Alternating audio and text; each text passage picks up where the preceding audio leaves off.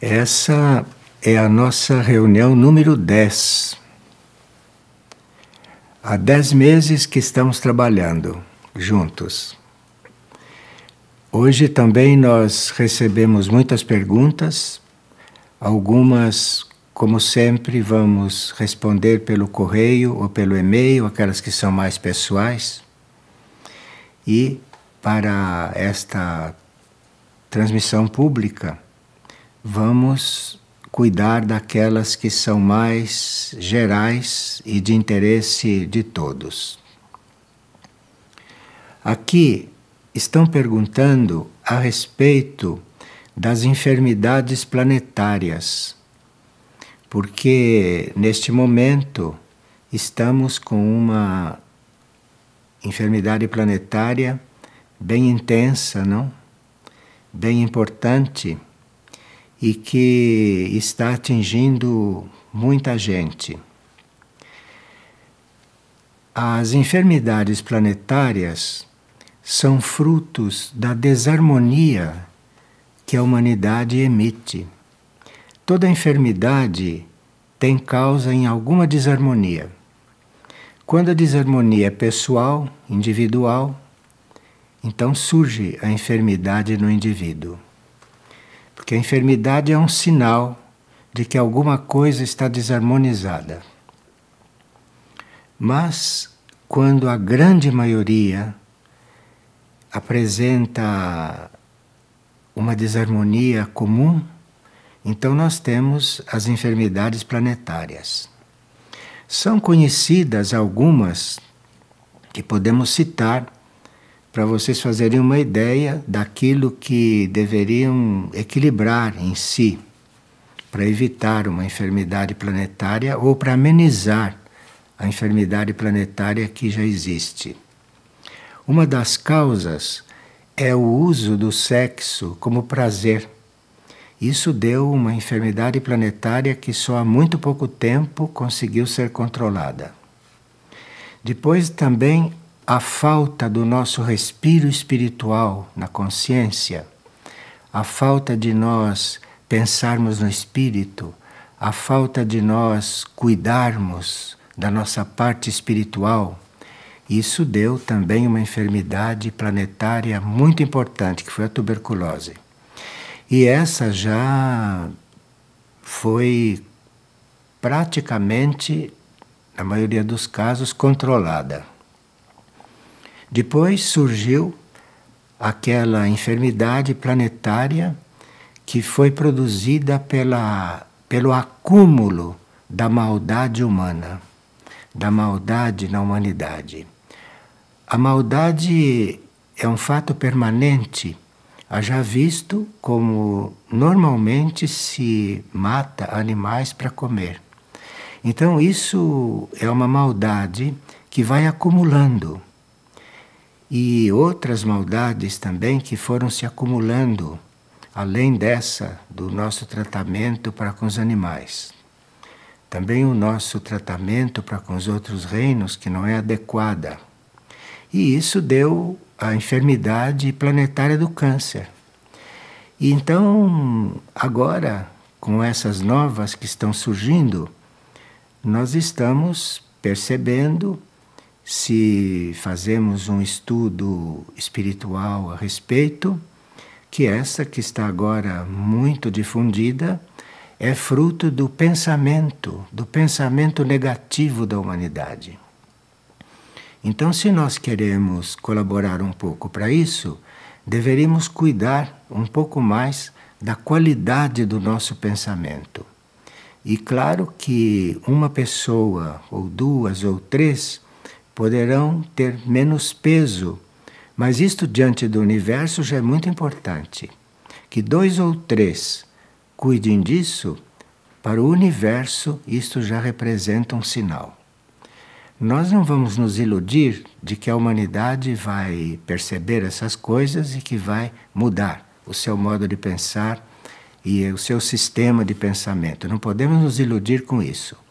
Mas alguns, mesmo que poucos, alguns, se assumirem um trabalho nesse sentido, poderão fazer com que o universo transmute esta situação atual. E nós precisaríamos sermos um pouco mais humildes e percebermos que das nossas atitudes diárias, das nossas atitudes espontâneas, depende muita coisa que refletem no universo como um todo. E isto, refletindo no universo como um todo, pela lei do karma, isso retorna para o planeta. E esse é o resultado, não, que se obtém. São essas seguidas, não é, enfermidades planetárias. Mas isto tudo, com a purificação da Terra, que vai ser uma purificação global, isto tudo vai fazer com que muitas coisas sejam purificadas e afastadas. Uma segunda pergunta é como fazer para retermos os nossos movimentos retrógrados? E como fazer para transformar, para conseguir transformar, diz a pessoa, conseguir transformar os nossos pensamentos e as nossas ações? Bem, nós teríamos que nos ajudar a nós mesmos a termos pensamentos elevados. E os pensamentos elevados a gente vai conseguindo à medida que se vai entrando em contato, por exemplo, com livros espirituais, com ensinamento espiritual. Porque a gente cuidando de se cultivar espiritualmente, controlando a palavra, selecionando as nossas ações, não é? Pensando um pouco antes de dizer alguma coisa, de forma que aquilo que se diga vai ser positivo. Se isto tudo for acontecendo, nós vamos conseguindo, não é, não ter tantos pensamentos retrógrados. Porque o pensamento constrói, de forma que se você tem um pensamento retrógrado, um pensamento que você não conseguiu controlar, isto sai pelo espaço e vai construindo formas.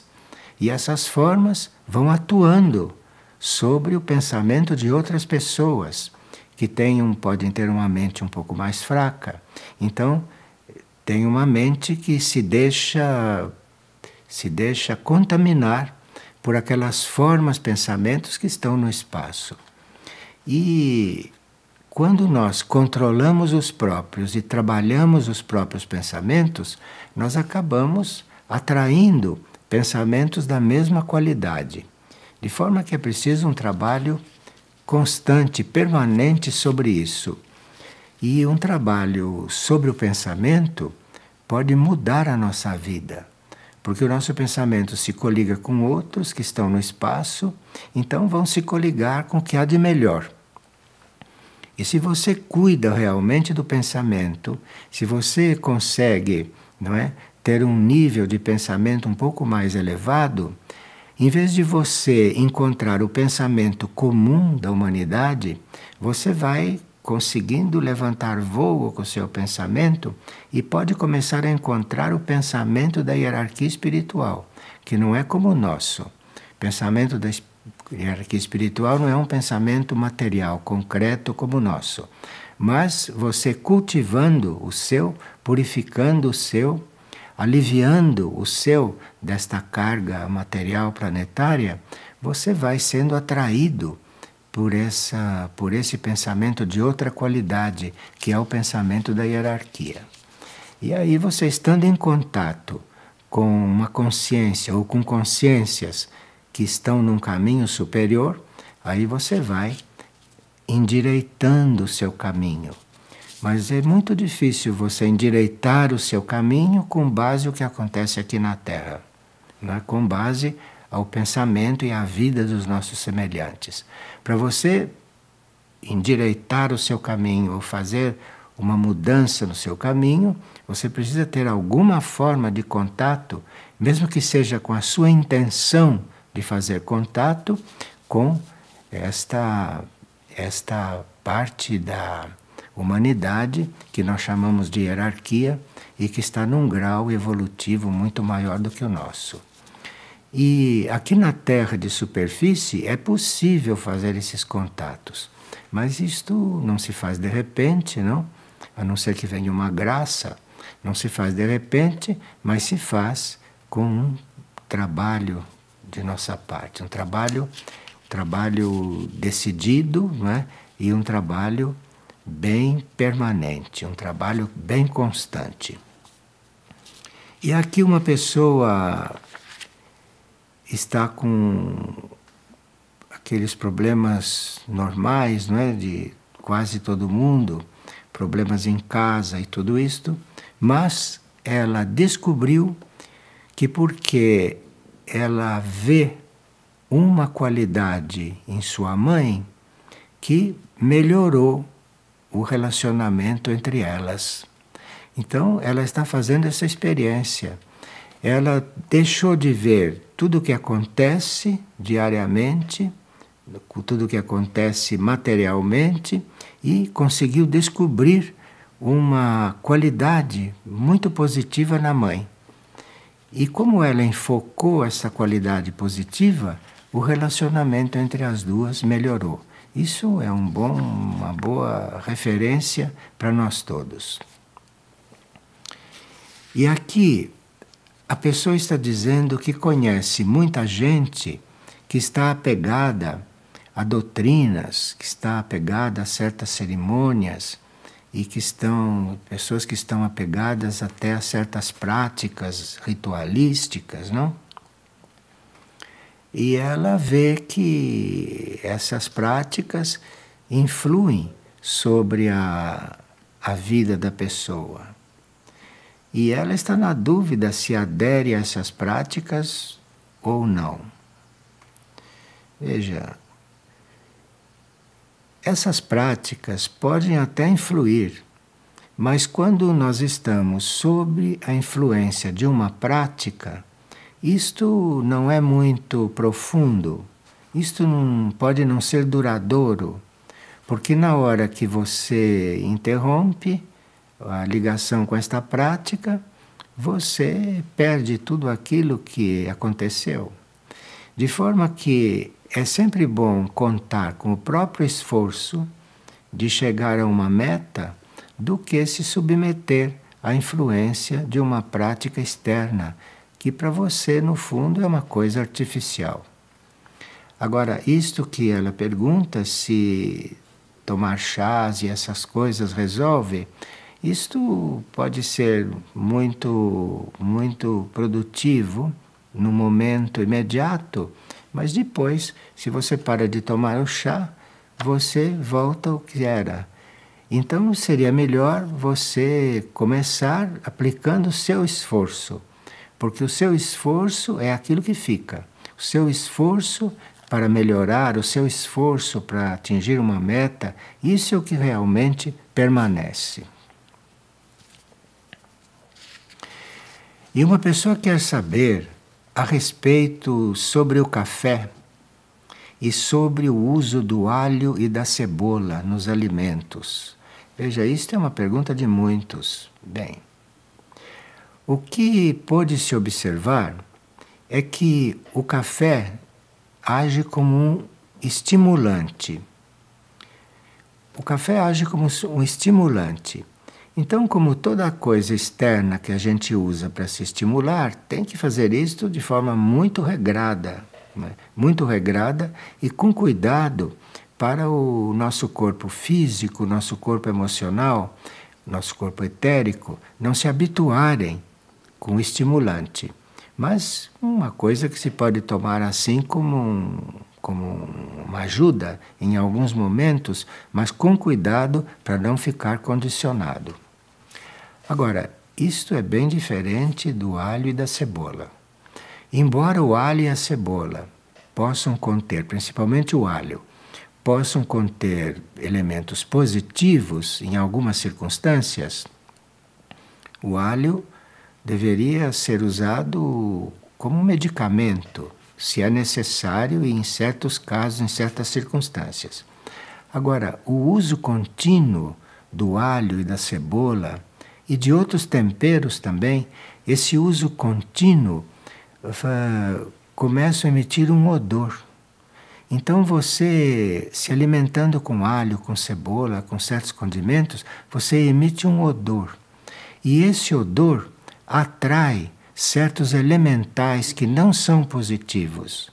E se esses elementais que são atraídos pelo odor daquilo que você ingere, se esses elementais se aproximam de você e depois eles permanecem junto com você por causa do odor que você continua emitindo, isso vai produzir um condicionamento para o seu corpo etérico. E com esses elementais muito próximos e em continuidade, o seu corpo etérico não vai ficar bem influenciado.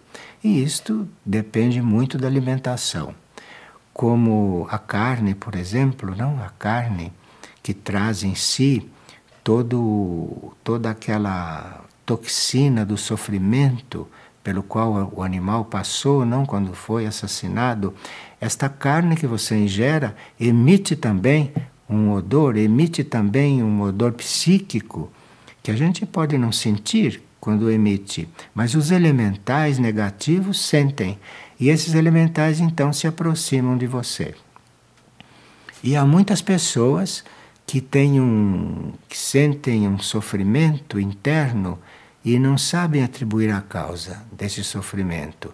E muitas vezes é essa vibração do sofrimento psíquico da matança dos animais que ele ingeriu e que hoje faz parte do sistema dele. Então ele pode ter uma dor, pode ter uma insatisfação, pode ter uma aflição, uma ansiedade que vem do seu interior e é também produto do que ele se alimentou. Agora, aqui, esta mesma pessoa diz que às vezes ela lê certas obras que são tidas como obras espirituais e que não se sente bem depois de lê-las. Mas ela, antes de ler essas coisas que estão influenciando mal, ela leu A Mística Cidade de Deus, de uma mística do século XVII.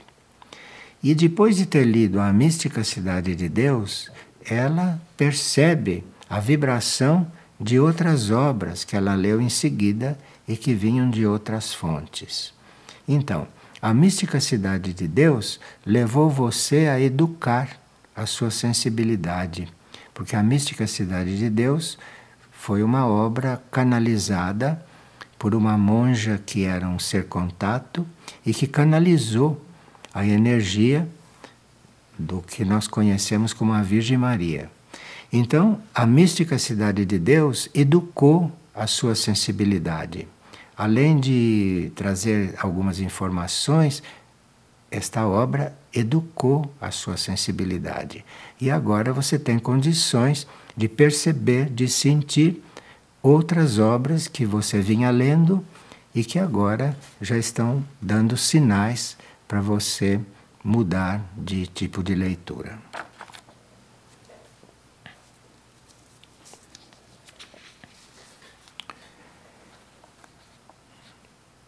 E esta pessoa que está lutando muito para ter mais paciência com as condições da vida, que está lutando muito para ter mais compreensão pelo que ela vê em torno, não é? Esta pessoa teria que intensificar a sua vida de oração. Porque quando nós oramos, nós passamos por uma transformação. E se oramos permanentemente, se oramos assiduamente, se oramos com fé, então nós vamos com isso treinando os nossos corpos para aquilo que se chama de transmutação. Transmutação é quando o corpo passa a ser capaz de modificar certas vibrações que ele recebe. Então, esta impaciência, tudo isto, é porque o seu corpo não está transmutando o suficiente aquela vibração que ele recebe.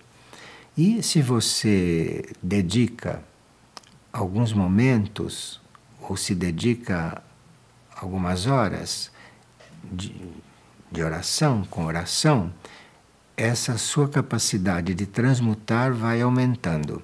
Porque a oração ajuda, a oração auxilia aos corpos a terem esse desenvolvimento. E além disso, a oração nos coliga com os planos superiores de consciência, nos coliga com os níveis superiores de consciência. E com isto tudo, a nossa capacidade de transmutar tudo aquilo que se passa em torno e conosco mesmo, né? Isto vai aumentando em nós.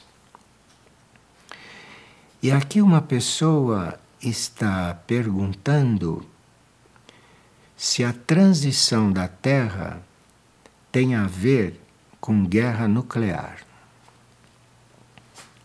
Bem, uma guerra nuclear pode ser afastada e parece que a hierarquia planetária está tentando, de todas as formas, afastar esta possibilidade.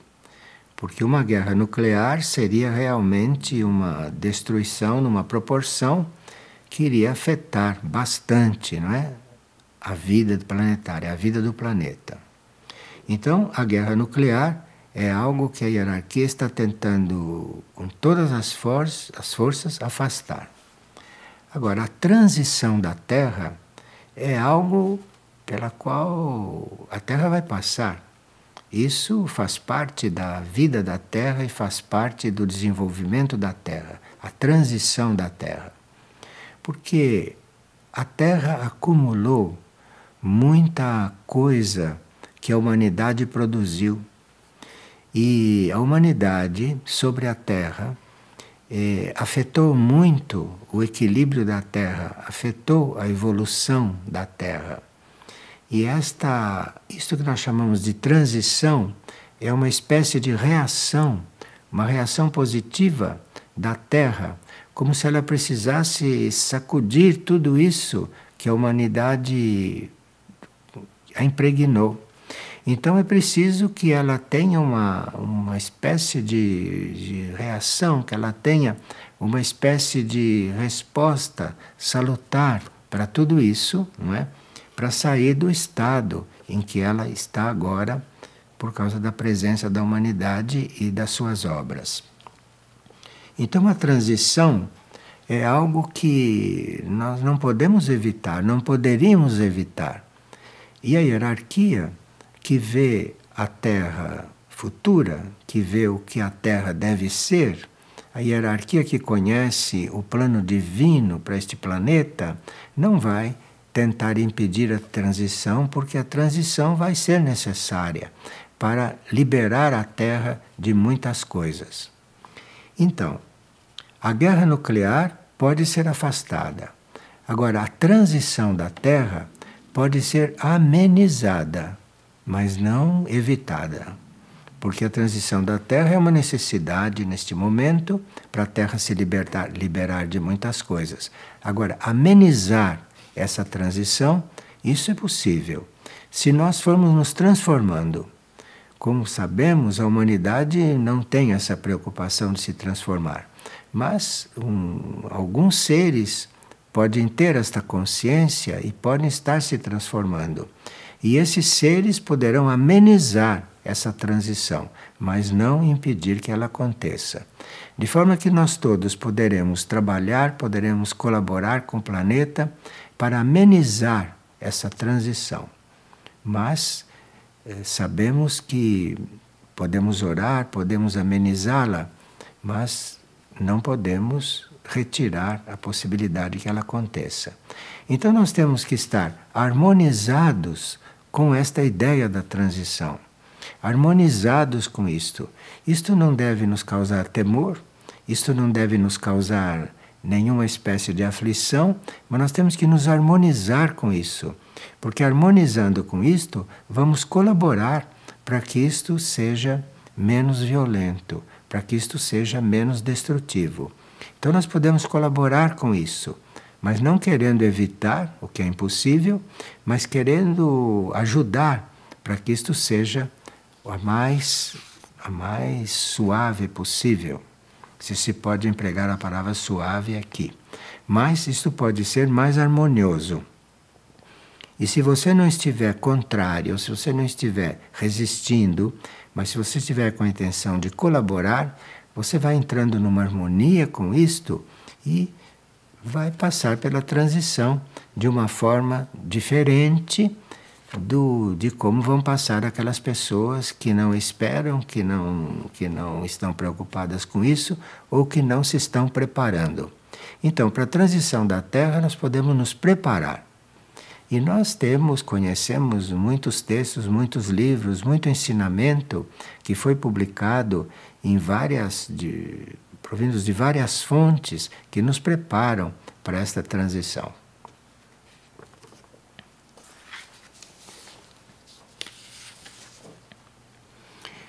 E aqui uma pessoa diz que muito se fala que devemos orar com o coração e trabalhar com a nossa energia através do coração.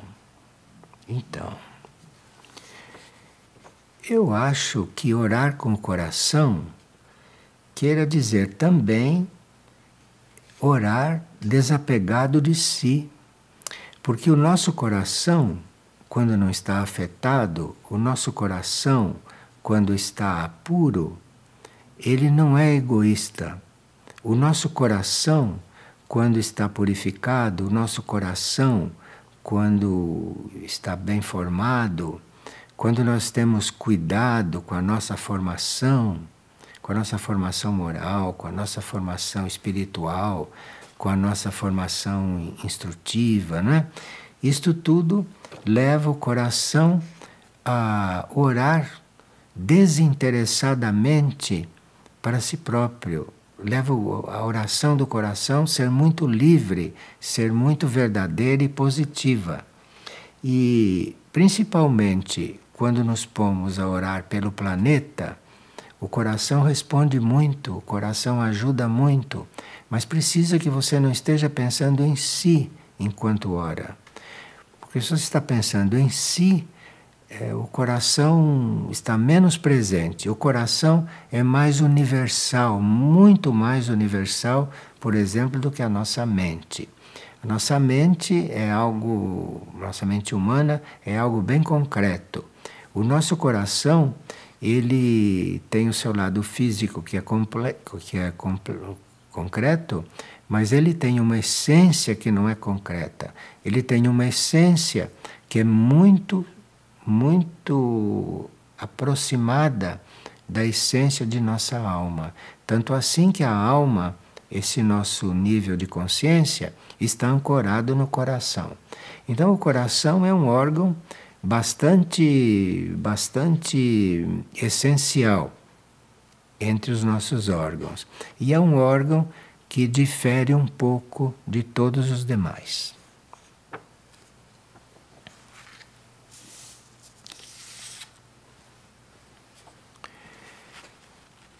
Na mensagem do dia 27 de junho deste ano, a pessoa anotou que Jesus está falando em penitência. E ela gostaria de saber o que é a penitência. Qual é o significado da penitência? Penitência, na realidade, é uma forma de você equilibrar uma desordem que está instalada. Então pode haver uma desordem instalada, não é? Em torno de você e tudo isso, ou em você. Quando você faz a penitência, você se priva de algo que estava colaborando para aquela desordem. Então, se você se dispõe a fazer penitência, você está equilibrando a desordem geral. e está equilibrando também a sua. Porque você está fazendo o contrário do que a grande maioria faz. Então, a grande maioria, por exemplo, se alimenta até se fartar. Você usa a penitência de se alimentar somente do que é necessário para o seu corpo continuar existindo com saúde. Você não passa desse necessário. Isso, em comparação com o que os outros estão fazendo, é uma forma de penitência. Agora, se você, além de usar só o necessário, se você estabelece a prática semanal, por exemplo, de um jejum um pouquinho mais rigoroso, então aí a sua penitência vai refletir muito mais no estado geral. Porque além de você se controlar e de você redimensionar o uso de todas as coisas, de todos os bens de Deus, você além de selecionar e além de ajustar mais isto, você se priva um pouco. Você se priva um pouco. Então você faz uma pequena penitência. E isso vai trazer um resultado muito positivo. Não só para os seus corpos, mas principalmente para os seus corpos internos. E também incluindo aí sua alma ou sua mônada.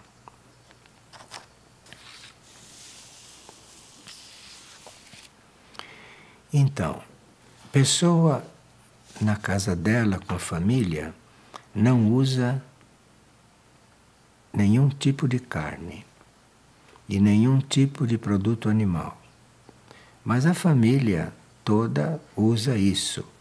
E ela tem que não só adquirir, comprar, porque ela faz as compras, como também, às vezes, ela tem que preparar essas coisas que a família ainda come e que ela, então, está perguntando como fica essa situação. Bom, você tem que explicar a eles por que você não come. Explique a eles. E isto, pelo fato de você não comer, isto não precisa fazer com que você se recuse a preparar para eles. Porque o fato de você preparar para eles e você pessoalmente não comer, isso vai produzir um efeito neles. E se você disser, não, como eu não como, eu não preparo para vocês, isso não vai produzir um bom efeito. E eles continuarão como estão. Agora, se eles perceberem que você está fazendo de uma forma para servi-los, uma coisa que você não faz, que você não adota, isso pode influir muito, não é, na formação deles, isso pode dar muito bom resultado com o tempo. Enfim, aqui, se você fizer uma coisa como está fazendo, sem visar os resultados, mas fazer por fazer, você está fazendo o alimento para eles, está comprando o alimento para eles, um alimento que você não come. Isto você está fazendo por fazer isto. Você está ofertando isto. Isto tem muito valor. Mais valor do que se você quiser doutriná-los, porque não vai adiantar. Então você faz o que você tem que fazer, né, e esteja no meio deles harmoniosamente, que isto tenha grande possibilidade de influir. Agora aqui nos mandaram algumas frases, alguns pensamentos a respeito do silêncio. O silêncio é uma das coisas mais necessárias e que nós não cuidamos muito disso. E por silêncio não se entende só o silêncio material, o barulho material. Por silêncio entende-se também uma nossa atitude interna. Nós internamente podemos estar em silêncio ou podemos estar barulhentos dentro do nosso interior.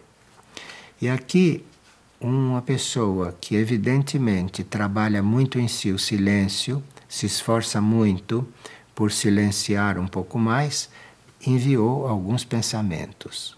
E ele diz: o silêncio não é algo que precisa ser construído.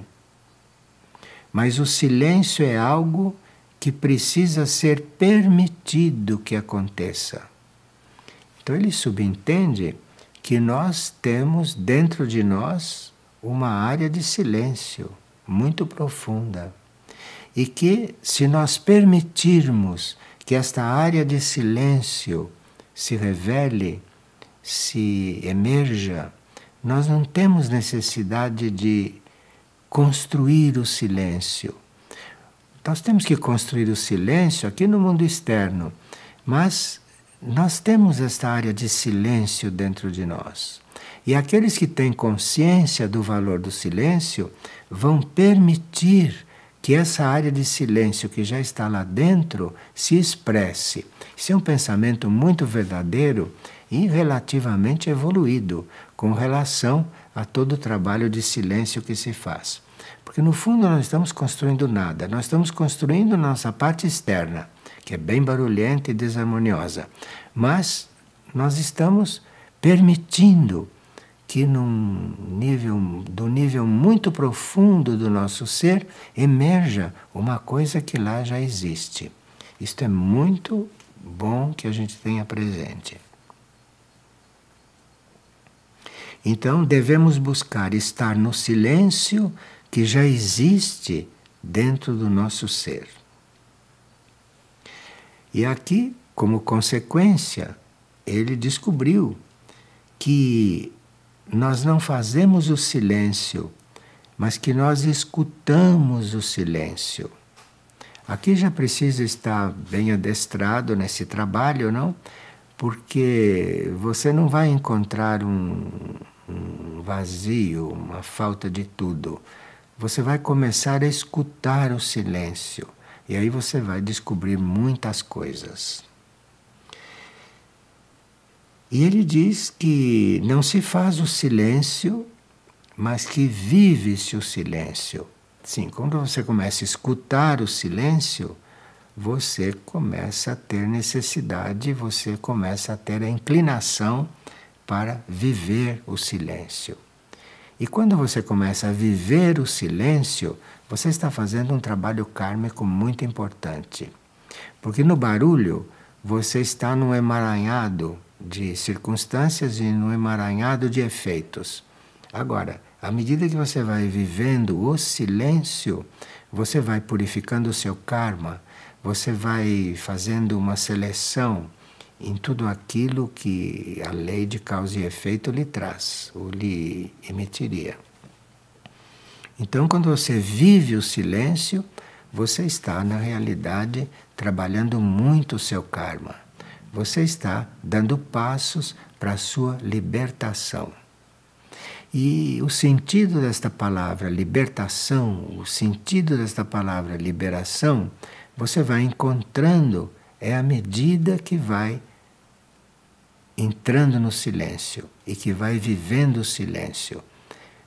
Na vivência do silêncio, nós nos sentimos muito livres e temos uma impressão, temos uma vivência de liberdade, de libertação que não se conhece, é desconhecida para nós, quando nós não estamos unidos, não, com esse silêncio interior e com esta realidade interna nossa.